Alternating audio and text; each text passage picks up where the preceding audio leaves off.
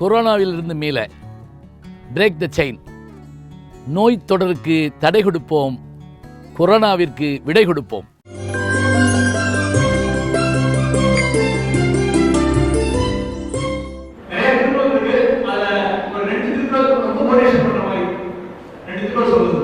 ரெண்டு திருக்குறள் எனக்கு பிடிச்ச திருக்குறள் அப்படின்னா, வினைத்திற்பம் என்பது ஒருவரின் மனத்திற்பம், மற்றையெல்லாம் பிற.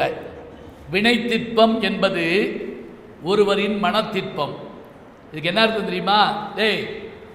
விதியை நினைச்சு வீழ்ந்து கிடக்கும் வீணரெல்லாம் மாறணும், வேலை செஞ்சா உயர்வுங்கிற விவரம் மண்டையில் ஏறணும். யார் பாட்டு? பட்டுக்கோட்டை கல்யாண சுந்தரம் பாச்சு. என் விதி, என் வின, என் நிலைமை சொல்லாத ஒருபோதும் நீ வினையை விதியை உருவாக்க முடியும். எப்படி முடியும்? ஜெயிச்சு காட்ட முடியும். அடுத்த குறள், தெய்வத்தால் ஆகாதடினும் முயற்சி தன் மெய்வருத்த கூலி தரும். தெய்வமே நமக்கு உதவலேன்னு ஒரு நிலைமை வந்தால் கூட நம்முடைய முயற்சிக்குரிய வெற்றி நமக்கு கட்டாயம் கிடைக்கும். ஒரு உதாரணம் சொல்கிறேன். கலீலியோ 9ஆம் வகுப்பு படிக்கிறப்ப சயின்ஸ் வாத்தியார் பாடம் சொல்லி கொடுக்குறாரு. அப்போல்லாம் அரிஸ்டாட்டில், பிளாட்டோ அவர்களுடைய பாடத்திட்டம் தான் பாடத்தில் இருக்கும். அதில் பாடத்தில் என்ன இருந்ததா, பெண்களுக்கு 32 பல்லு கிடையாது. அப்போல்லாம் சயின்ஸ் வளராத காலம். பெண்களுக்கு 32 பல்லு கிடையாது, ஆண்களுக்கு தான் 32 பல்லு. இதை படித்து பல பேர் பாஸ் பண்ணிட்டு போயிட்டாங்க. கலீலியோ எந்திரிச்சு 8ஆம் கிளாஸ் 9ஆம் கிளாஸ் படிக்கிறப்ப எந்திரிச்சு கேட்டாராம், இதை நான் மறுக்கிறேன், எங்கள் பாட்டிக்கு 32 பல்லு இருக்குது. பாட்டிக்கு நல்லா கவனிங்க, எங்கள் பாட்டிக்கு 32 பல் இருக்குது, தூங்குறப்ப எண்ணி பார்த்தேன் அப்படின்னாராம். அவர் வாத்தியார்ட்ட அடி வாங்கியிருக்காரு.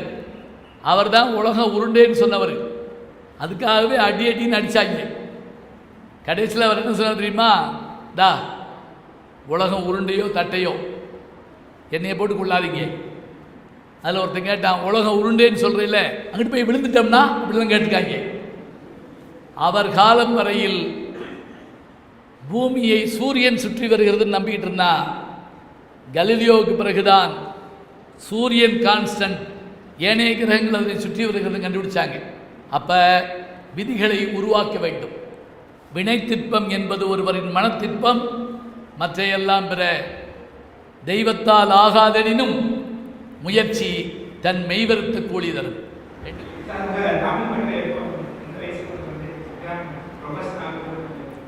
எங்கள் அப்பா தமிழாசிரியர், எனக்கு சோழ வந்தான் இங்கே பக்கத்தில். எங்கள் அப்பா குடும்ப சொத்து, அது ஒரு காரணம். இன்னொன்று என்னென்னா, எங்கள் அப்பா என்னை தமிழாசிரியர் ஆக்கணும்னு விரும்பலை.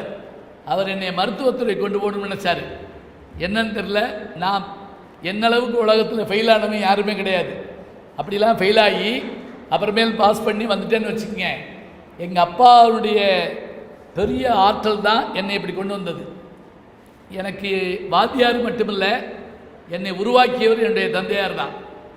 மேடை பேச்சு உள்பட பெரிய கல்வியாளர்.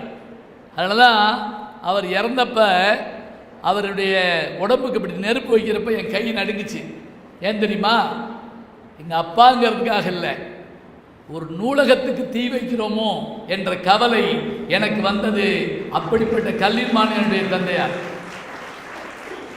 அது என்னுடைய அந்த தமிழ் பற்றுங்கிறது என்னுடைய பாரம்பரிய சொத்து. நான் வளர்த்துக்கிட்டேன், நான் விடாமல் அதை வளர்த்துக்கிட்டு இருக்கேன். இன்றைக்கும் தமிழ் தான் எனக்கு சாப்பாடு போடுதுன்னு நான் நம்புகிறேன்.